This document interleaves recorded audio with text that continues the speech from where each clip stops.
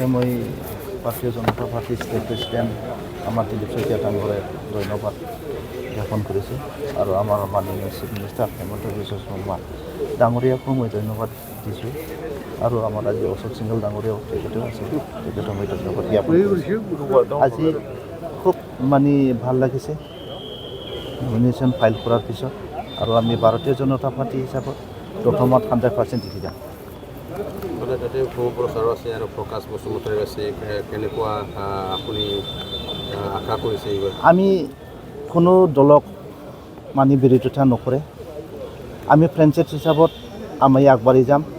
আমি ভাৰতীয় জনতা পাৰ্টি বা মই